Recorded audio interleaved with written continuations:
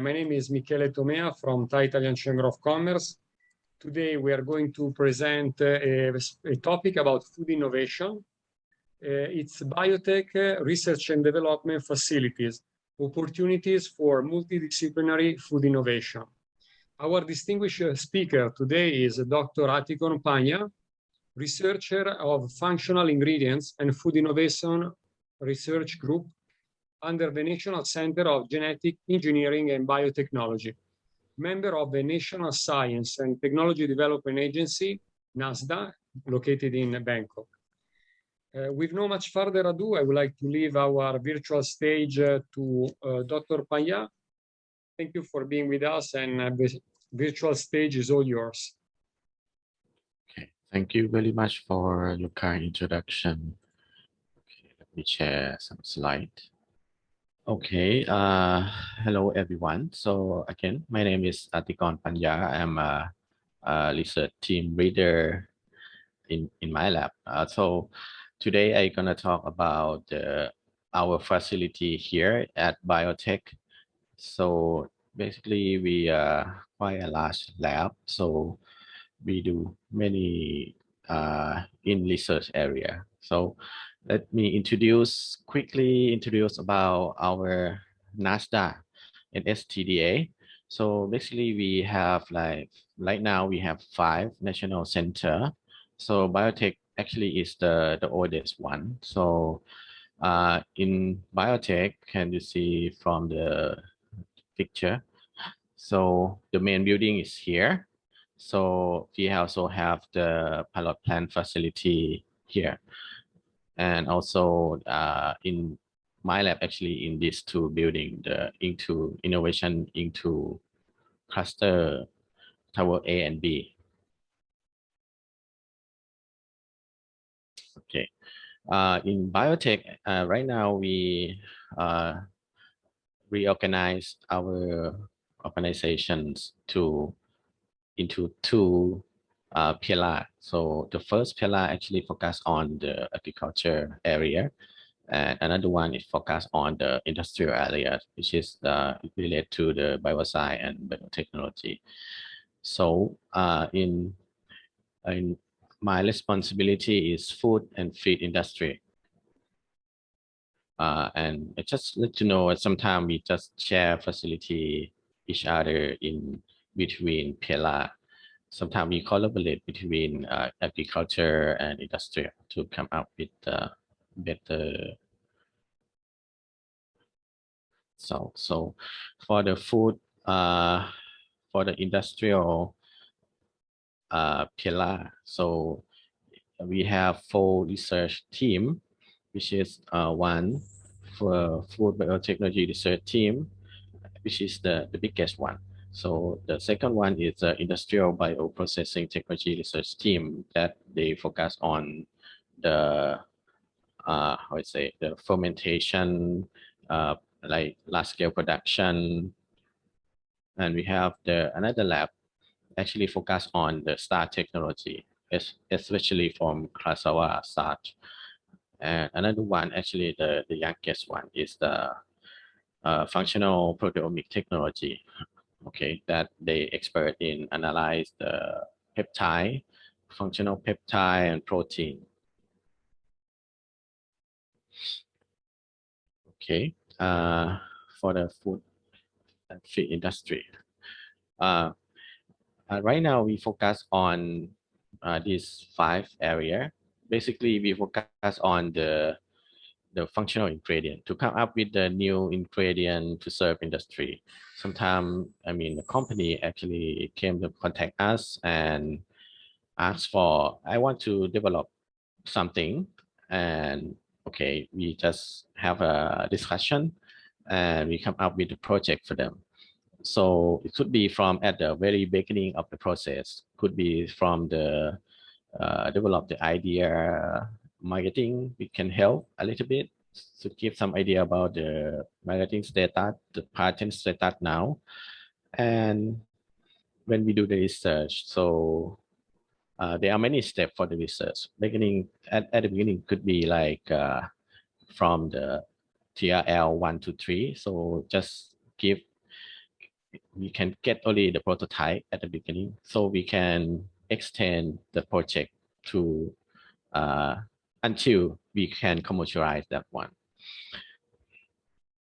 Okay, this is what I said. So actually we have many steps. We can actually help in many steps. At the beginning, could be the extraction, some ingredient you interest, or modification is necessary. For many purposes, for improved biological activity or improvement of the functional property. For example, the protein, we can extract and modify the protein to get better property, better duration, better foaming, something like that. So we can help to analyze the property in terms of like functional property, cooking property, and also nutritional property. So we can analyze using the cell line, animal, or we also have the in vitro digestion model that mimic the digestion of human or animal. And then we can do the large scale production for demonstrate the productions and also demonstrate the prototype for the marketing at the beginning. Sometimes it's a novel product, so we also can collaborate and help to do research for clinical safety using animal or human necessarily. Okay, if it's not the novel food, so we can go to the FDA approval right away. Okay, after marketing, after sale, so sometimes the company want to study more in detail about the performance of their product. So we can help them to set up the clinical trial for the customer to see the performance. Okay, so I will talk about the microbial utilization. So actually, this is the core that we have, and we like long-term working on this area for a long time. So I want to introduce you to the Thailand Bioresource Research Center, which is TBRC. So right now, I think the claim is the biggest culture collection in Asia. So what we have is the bacteria, fungi, virus, protists, algae. So it's almost like 100,000 strain right now. So you can go there and go to search in the library that maybe you interest some bacteria or fungi for your study. You can order, or you have the microbe that you need to deposit for long term. So we also have the service for that too. Okay, and not only the strain that we have a lot, so we have the technology for screening, for high throughput screening. So if you focus on some enzyme or some compound for a specific microbe, so we can go to use the high throughput screening platform. So we can screen bacteria or virus so very fast, and also maybe we can use the genetic modifier to improvement of the enzyme production or metabolite productions using the CRISPR-Cas or other GMO technique. So actually, after get the clone, so we can go to production right away because our pilot plant also get approval for the GMO production plant. So we can go to that produce, and we can test the feasibility. If you interest more in the future, we can like assist you to set up the pilot plant or production line for you. Okay, this is our pilot plant. So bioprocessing, we have like large scale, but not too large, but I think we have the submerged, the liquid fermentation about 300 liter bioreactor. And also we have solid state fermenter. Also about like 500 kilogram per batch. So, and other is a downstream process, so centrifuge, I don't know, homogenizer, and also this plant got the GMP for production, so we can produce for market trial or approval for Thai FDA. Okay, and this is what we have in terms of the using micro for starter culture for Thai fermented product. So we have the starter culture for fermented pork that actually we transfer this technology over 20 years ago. So at that time, we helped the company to set up the company, the equipment, teaching them how to grow the microbe, and they can start their business. That I think right now they still the product actually in the market right now, and also we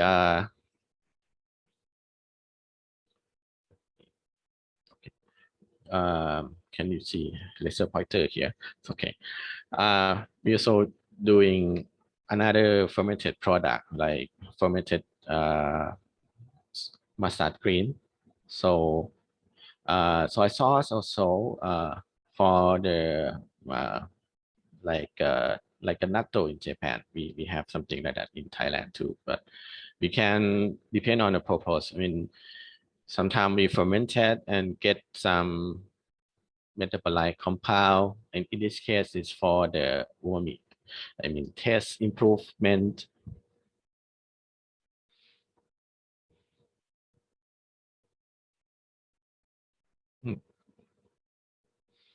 Okay, so you're also working on yeast, acetic acid, bacteria. So we have the culture for the vinegar cider, and also the production process for produce the vinegar cider from many sources in Thailand. Not only the fruit, like we have the mangosteen one, and we have something like the garlic one, the black garlic. So we have so many kind of the cider right now that using the culture.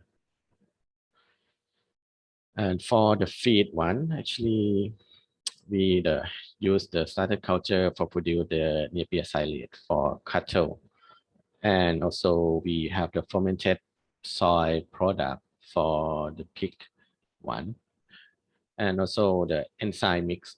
So this is one for the fungi. So we can use this for improve the nutritional digestion for the animal.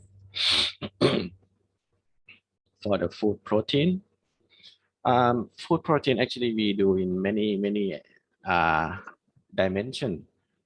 So first, we also working on the alternative protein source, and also we focus on the modification to improve the protein functionality, right? And also the peptide. Actually, we have the platform to hydrolyze peptide and look at the functional property in terms of the biological property, and also other protein co-product utilization. So for example, we have the actually Thailand also, we might be good, we might have opportunity for the mung bean production, for the mung bean protein production, because in Thailand we eat mung bean a lot. So in terms of but not the protein. Right now we use mung bean for produce the grass noodle. The protein actually we throw it away to sell for the feed area. So I think in the next year or 2 years, we may have the company that able to produce the mung bean protein and to serve in Thailand. And also the meat quality is one of we have one researcher who interests on this area. So actually they collaborate with the professor in Italy and also to look at the meat defect problem. So other thing is like the pasteurized eggs. Actually, right now we in the past we helped one company to improve the pasteurized eggs property, and also we help them to utilize the co-product or waste from the company, which is the eggshell. Okay, we can get the calcium and we can use the membrane for supplement. Okay, what else we can do? So we can produce the product prototype for company using, I mean, maybe conventional way. So we can get the concentrate, isolate, or hydrolyzed product for the protein.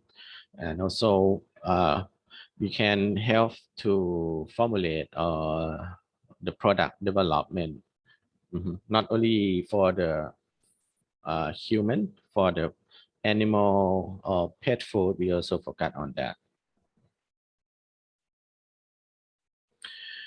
Okay, this is actually the product that we are working, and some of them actually commercialized, and like the protein whey here. Actually, we have the company to set up the easy way to sterilize the whey protein that can that stable at room temperature. Usually people use a UHT, but in this case we have the company interest using a retort. So it's quite challenges because at this high concentration we actually get gelation, so quite difficult. So we have to use the right protein and use the right formulation and processing for this one. So actually now we commercialize this one.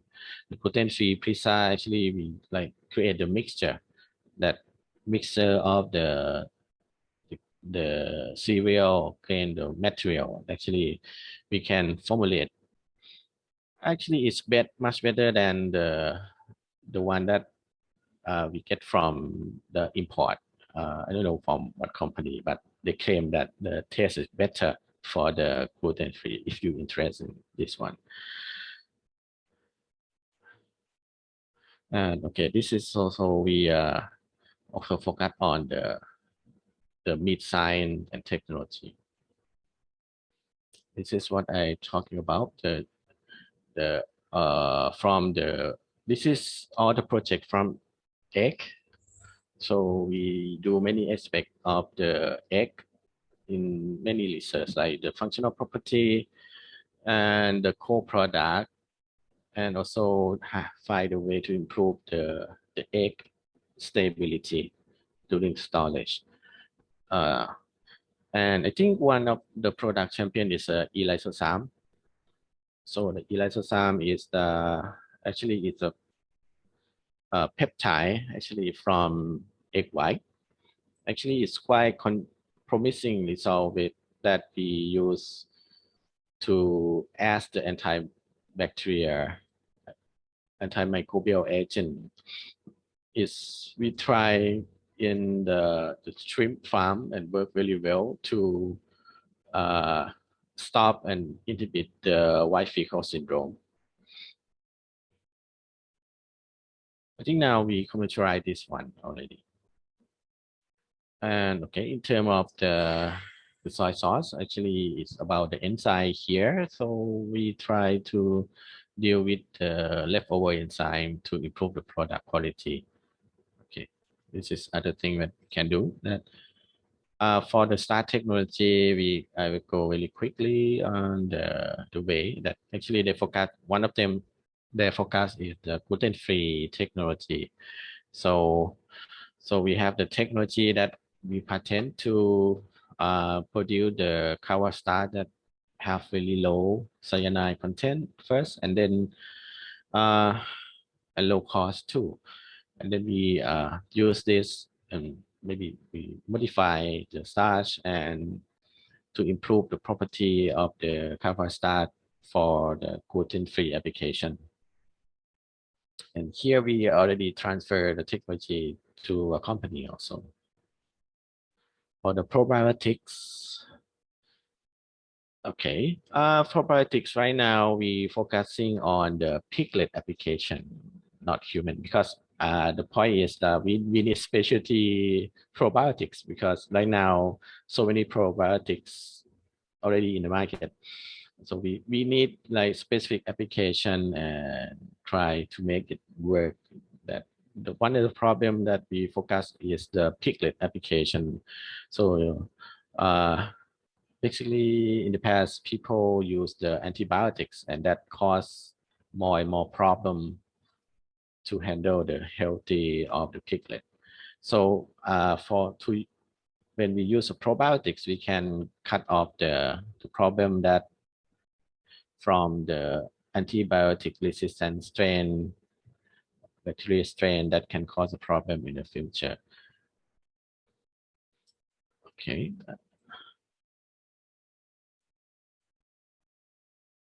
Okay, this actually our platform for screening. So based on the project, so because this is an in-house project that we focus on the anti-intake probiotics. So we set up the screening method to match the application. So if a company want to screen in more specific application, we can develop the more specific application case by case, depend on the requirement.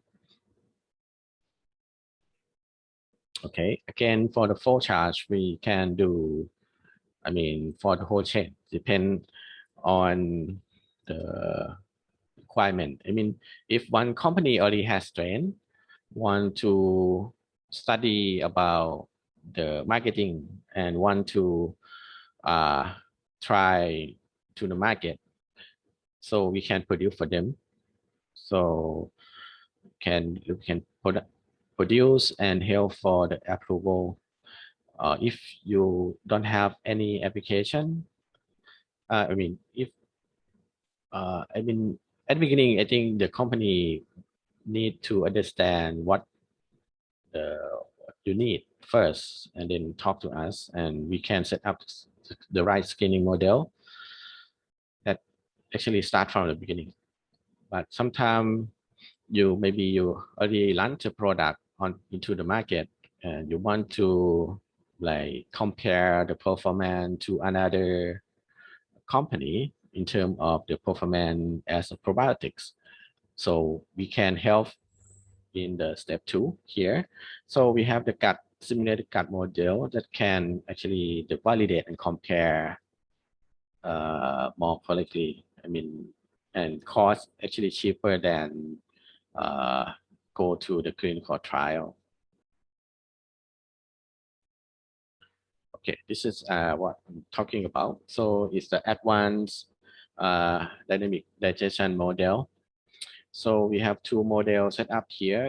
One is a tiny tim, and the second one is a tim 2. The tiny tim actually mimic the stomach, so small intestine. So mimic in many ways in the rate of the enzyme, the pH changes, and also mimic in terms of the time and the motion of the food in the stomach and in the intestine. So actually can simulate like adult, elderly condition, or the kid condition, or piglet or pig conditions separately by using this one. For the team 2 actually mimic the large intestine. So we can use this to verify the probiotics.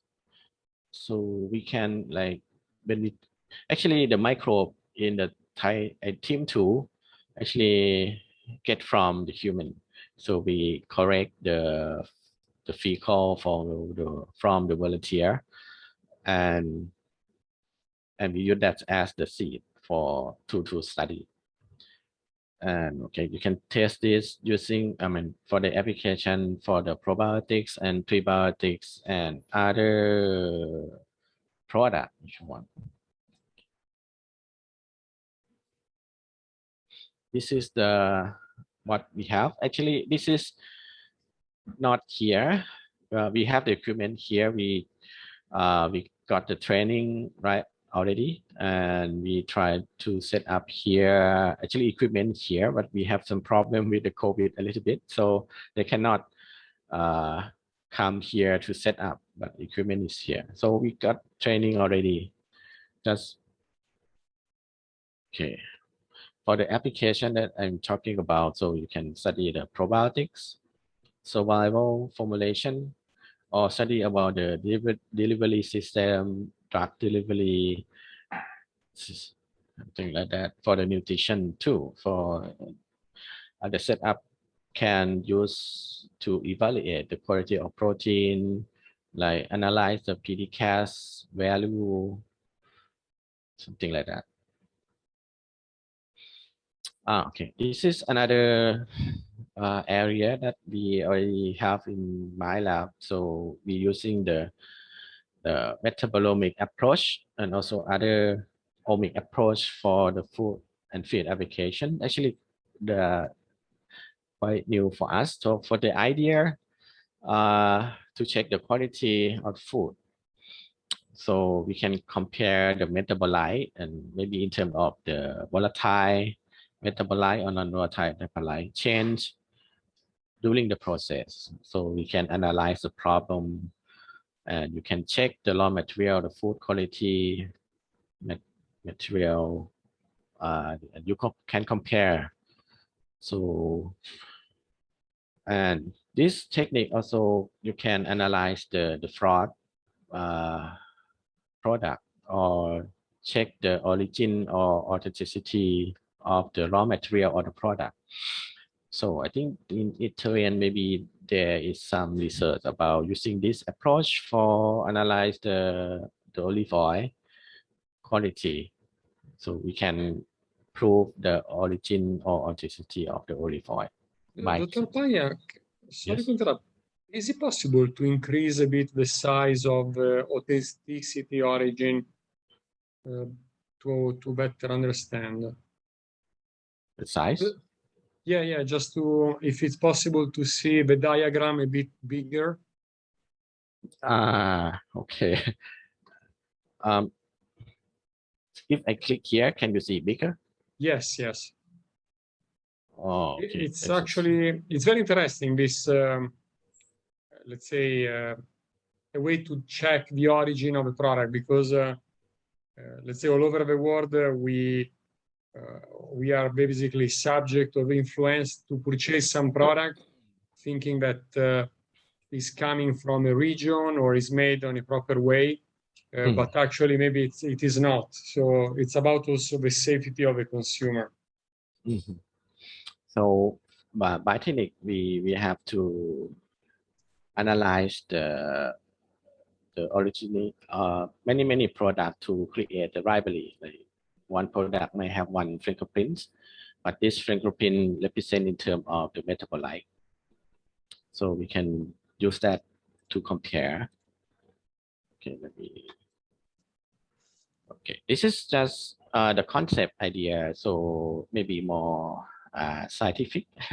We have the equipment like gas chromatography, mass spec, and also the liquid chromatography mass spec. Usually in this area, we use a lot of mass spectrometry technique. So the rest is the statistic. So we can actually metabolomic apply from the medical area. So to see the biomarker, we can analyze the biomarker in terms what the difference between A and B. So we can separate from the metabolite chain. Different. This is just a concept. And also, this is one thing that just demonstrate how we can use the metabolomics to distinguish the contamination or fraud product. This is like a black pepper. It's actually, it is a application. Actually, this I got from the one website, but not for our research yet.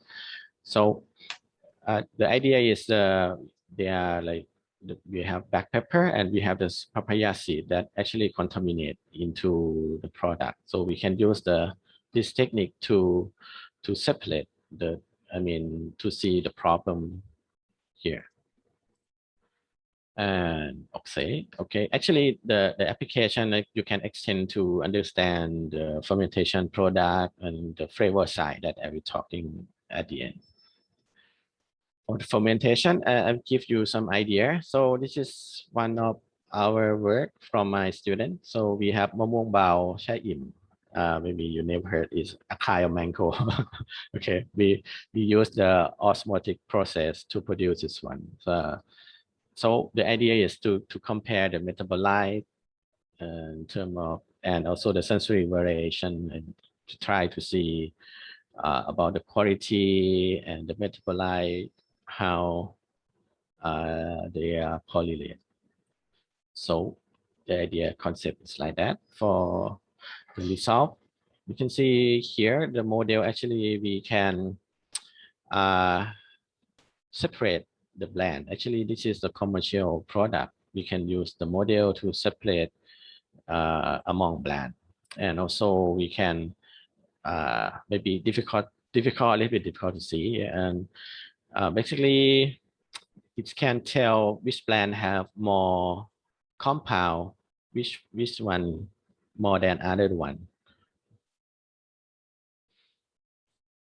And okay, when we can link this to the sensory variation, so we know the sweetness or the quality in terms of sensory relate to what compound. Okay, and this is the last one. So actually, it's new. We just set up this lab this year. So it's about the molecular sensory or sensomic one. So this is the overview and the food research in NSTDA. So we biotech, MTech, nanotech also have some area related to food. So for example, in nanotech actually they expert in the encapsulation technology and extraction, so they can focus on that one. For the MTech, actually they focus on the food biology, food structure, like also the plant-based technology to use the high moisture extruder to mimic the meat quality, meat structure. They're working on that. For the biotech, actually, we focus on more biological activity of the compound, the protein, lipids, carbohydrate. We can modify on that one. And also we have the food safety lab. So we focus on risk assessment analysis. And the food area, the food flavor side area is quite new. And actually we can use this and apply to another one. So the idea is we are expert in metabolomic already. We just need another team who expert in the sensory side and set up the sensomic lab. So we also have collaboration with the TUM, Dr. Martin and Professor Hoffman in TUM, and collaboration with the university like Chulalongkorn University. Okay, this is like the workflow. Just make it quick. So we analyze two things. One is the odor workflow, and another one is the taste workflow. So for the odor workflow, so we have a unique way to extract the volatile from the food, and we check that with the gas chromatography or olfactometry. So you inject the extract into the machine, and the machine actually separate the compound, and we use our nose to analyze the odor characteristic of that compound instead of use the mass analyzer to analyze. Okay, so after that we use the mass spec to confirm the compound identity, and we also use other technique, the advanced mass spec, to analyze and confirm the identity and the quantity of the compound. We focus on only the odor active compound, not all the volatile. I mean, basically in food we have like maybe 1,000 compound that actually volatile into food, but not just some of them actually you can smell. For the taste also, the idea is to go to deep, extract the sample and analyze basic taste aspect like bitterness, saltiness, sourness, saltiness, and I think now is umami, something like that. So we can use many techniques like ion chromatography, HPAEC, mass spec to analyze like sugar content, amino acid, peptide analysis. Actually, peptide related to food taste a lot. So sometimes I think right now the research go into this area a lot more than the other flow, because you can still discover a lot of compound, the new compound that actually found in the nature that maybe have some specific taste. So right now, for example, the application of this, if you observe the peptide, maybe a di or tripeptide that give you like umami flavor. So the application is you can use that peptide to enhance the flavor, overall flavor of the product, and also reduce the salt. So in the product is like another way to reduce the salt into the product.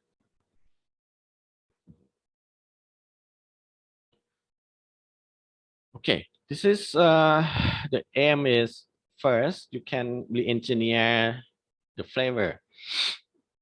Okay, this is actually a slide from the Dr. Martin slide. Okay, you can see the TOM website. This is the aim is flavor re-engineering. The point is you know the key, maybe 5 or 10, 20 compound that actually represent the food odor or taste. We can reformulate from that, and from that mixture we can get, by theory you can get exactly the same taste or odor, and you can use this information to another study to can link to the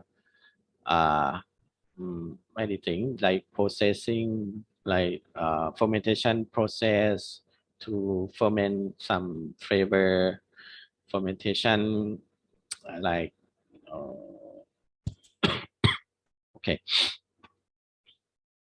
okay, this is the idea. So you can use this information and try to link with another thing, production process, or if like the plant product, you can link to the how to cultivate plant to get a specific good flavor.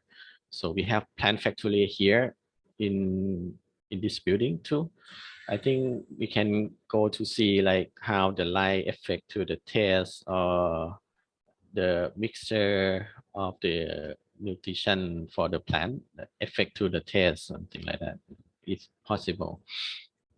Okay, this is for example from our collaboration.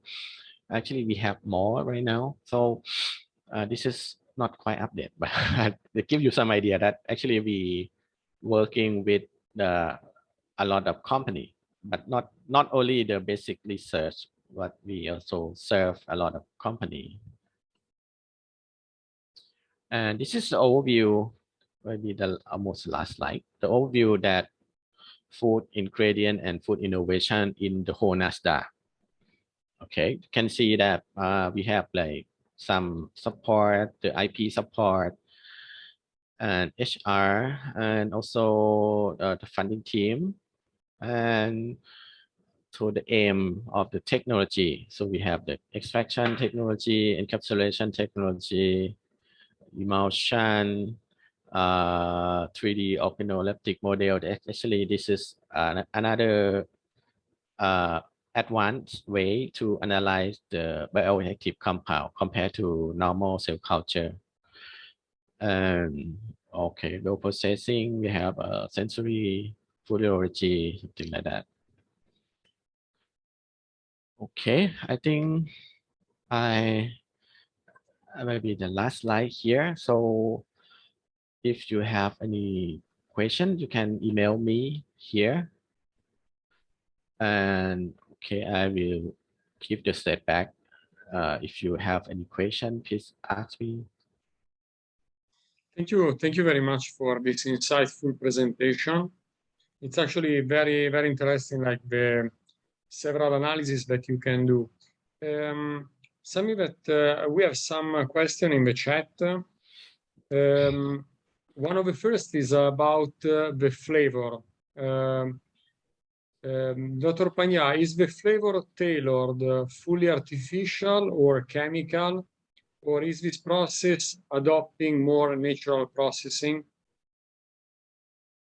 So, for example, I believe that the question is about, for example, when a company is asking your department to check how to improve the quality of a flavor, this type of flavor adding is usually something that you can achieve with a natural flavor, or is something that is a chemical? Okay. Okay. Go back to our technique first. So the technique we focus on the sensomic. So the compound that we identify, it might be observed only in nature, and the problem for the sensomic, maybe sometimes you know the profile, but in the practical way, maybe you cannot use all of them for the formulation. There are many reasons. So it's like maybe nobody produced that commercially, or maybe not stable. In that case, we have to use the alternative to replace the compound. This is the common way that we do. So usually is right now we not the flavor house. So I think the flavor house do really good job for this aspect to reformulate again from this information. Maybe they can try to add something else to replace that one. And this is in terms of the it could be from the natural or the synthetic one. So is that answer the question or no? Sometimes we might have some extract from the natural and use as the what for the flavor. But sometimes for many flavor have both of them. One is the extract from nature, and another one is the mixture of from the nature and from the synthetic one. Thank you for sharing. And another question in the chat. So we see like your department, your lab can do actually different type of analysis. In Southeast Asia, let's say Thailand could become a reference in food safety analysis, or is something that is mostly linked from country to country due to their own regulation. Let's say if we have a company that would like to develop a new flavor or a new way of producing new products, they can address to your department in order to develop this and also to standardize the way of producing a new type of food.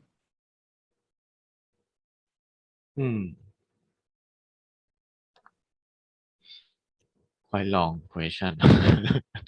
Let me make short a little bit. So, in terms of safety, yeah, let's say about maybe I just cut it in half about safety because you check also the reaction of food about maybe bacteria, fungi, etc. Your lab can actually become a hub in Southeast Asia for food safety before going to FDA, or it is already actually. For the hub for the Asia, I mean for the lab service, something like that. Yes.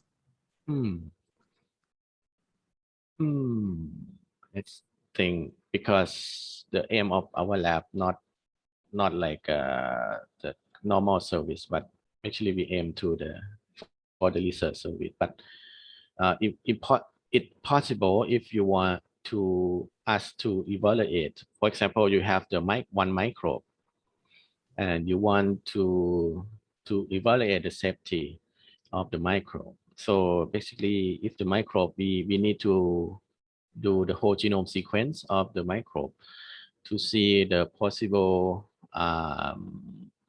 problem, I mean, in the gene. So maybe some toxin gene production in there. So we have to check the sequence first, and then we also check the ability to produce the toxin, and also gene resistant gene, antibiotic resistant gene also. I think it might be possible, but for Thailand, I don't know for the Southeast Asia, so it's quite big for us. I don't think that we have the like staff to do for support for the whole Asia. But by technique, we actually, one of our staff actually as one committee in the Thai FDA. So we understand the regulation for the microbial safety. I see. One of the latest slides that you show us, we saw several brands. So let's say also big companies, big corporation. This type of companies, for example, they develop a lot of new products. For example, we see, just to name, Mitropon, Meiji, Betagrow, of course. Betagrow is also selling a lot to Europe. Okay. I think it depends on the project. I mean, some company, we help them to do basic research. Not all of them develop a new product. Some like okay, for the squid blend, actually we help to develop a process to accelerate fermentation of the fish sauce. Okay, and for the grater here, so we just license the probiotics for them, so they can try to produce and try to do marketing for the product. For the Meiji one, actually they have some problem with the like long-term storage. I mean the idea they want to change the package and they have some problem, so we just help them to analyze the problem and find the way to resolve the problem, thing like that. For the Yamoli one is actually a new product. So they already have the new product, but the new product has some problem when they apply to the food. So we need to eliminate some problem in the product. So okay, that you can finish that. Depend on the project. I mean, sometimes it's problem solving, and sometimes it's basic research. Sometimes it's like develop new product. And also, may I ask you one other thing? For example, talking about these companies, let's say big companies, they sell in Thailand, in Europe, United States. In this case, you have a company that maybe is developing a new product for a different type of consumer, a different taste. So just to share an example, let's say when we have a Thai buyer flying to Italy, to research for food to bring to Thailand, they often say, oh, Italian food is very salty.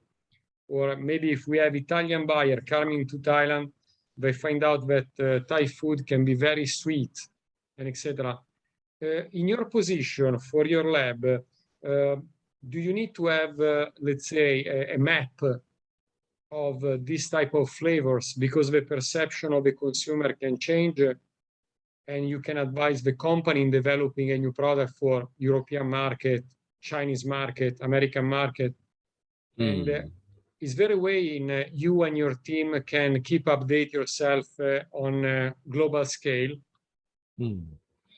Yeah, thank you for your advice. I think that is a good idea to understand the customer around the world. That possible that we try to collect more data, but right now we just start the beginning of this area, so it take maybe it's just the beginning. Some time.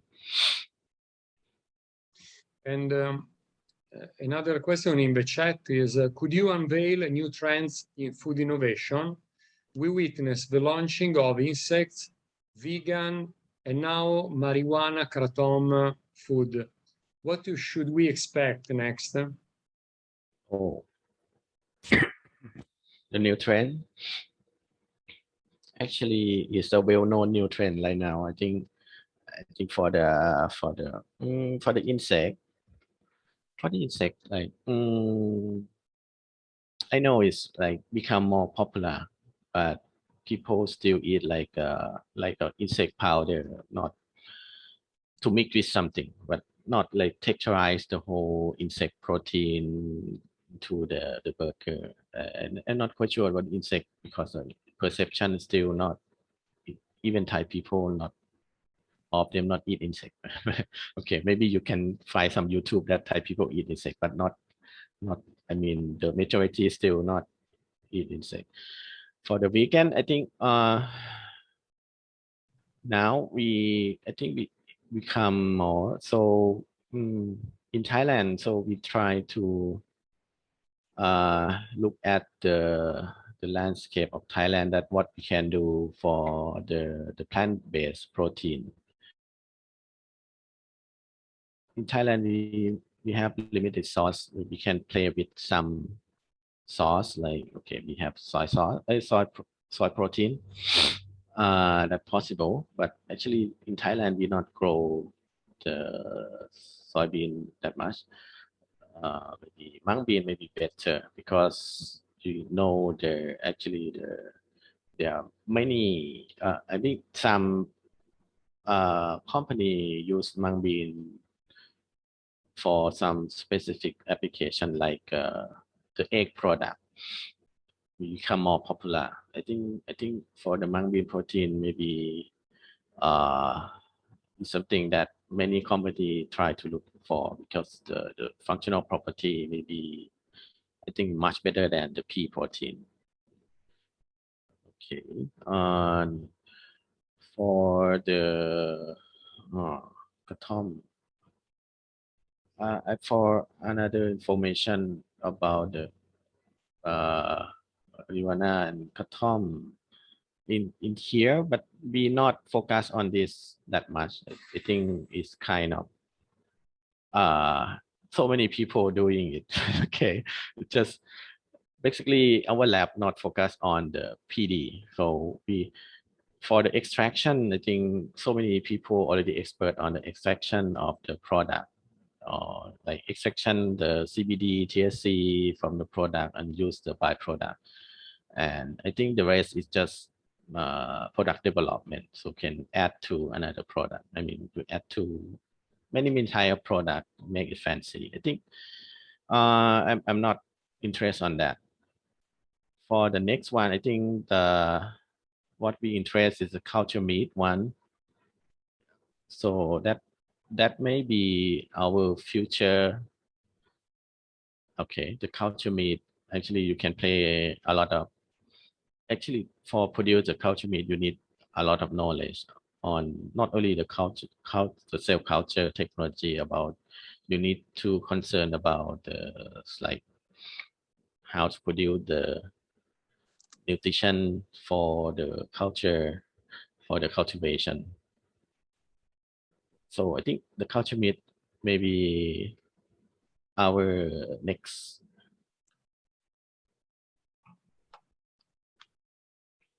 Mhm. Okay. Yes, question? another question from Kunirut. Could Thailand become the reference in Southeast Asia for food safety analysis? Oh, this is repeat one. The Yeah. left friend in terms of analysis. For food safety, but let's say Thailand is a big food producer for all over the world, and I believe that compared to several other countries, you have already a certain high standard. But I don't know, let's say, your point of view, if it's going to follow this trend in the future or implement new activities in standardization. Oh, it would be nice if it's possible. If you can connect to our research, would be nice. So actually, we try to like aim for the risk assessment for the food safety for quite a long time. But the problem is when in this area, when we work with the company, it's difficult to do because it's all the secret. We know the problem from the process in many steps. So we just advise them how, I mean, which step have the problem. And also, so at the end, I think even we do a lot of risk assessment analysis in the past because I think now the trend of the company actually not interested in this area anymore. To be frank, I don't know, to analyze their problem. I think they just that don't want people to know.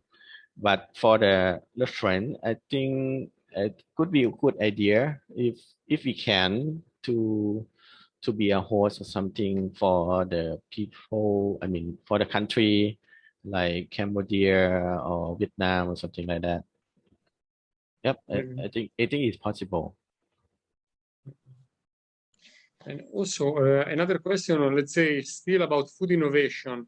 We saw that there are several plant-based meat producers. We saw also some article about Israel is creating meat from 3D printing. Do you see or do you foresee any chance in Thailand to use a 3D printing machine for producing food? 3D printing. I think, in my opinion, so for the, I think 3D printing not, I mean, separate from the extruder, right? Extruder technology to create texturized protein that it's actually not 3D printing, and that one is another one. For 3D printing, I think now it's quite difficult to do mass production. So I think quite difficult to do mass production, like to 3D printing meat or something. I think what the company, I mean, can do right now is just, it's like this technology might be in the restaurant, like authentic, like I don't know, into the neat restaurant that you want to eat the 3D printing meat steak, something like that. So that one maybe you can. So I mean, the chef can do a lot of things with 3D printing to create their own recipe, which is unique for the restaurant. For right now, it's not ready for the commercialized, for the mass production yet, because it's like quite slow. And if it's that slow, I think into the restaurant might be better. Yeah, it's maybe more for as a marketing tool, perhaps. In the meantime, I would like to thank a lot Dr. Panya and Nasda to be with us today. Thank you a lot for the insightful presentation. I don't know if you will be able to share your presentation with a participant, but just in case you can send it to us and we will share it. In the other way around, we will make sure the participant will have your contact, the contact of your office, to ask you more questions if they have any inquiries. Okay. Okay, I don't see any other question in the chat. So driving to the conclusion of the webinar, thank you again for your support today, and hope to have another webinar soon about food innovation. And again, thank you a lot to Dr. Panya and Nasda. And thank you, everyone. And thank you very much too.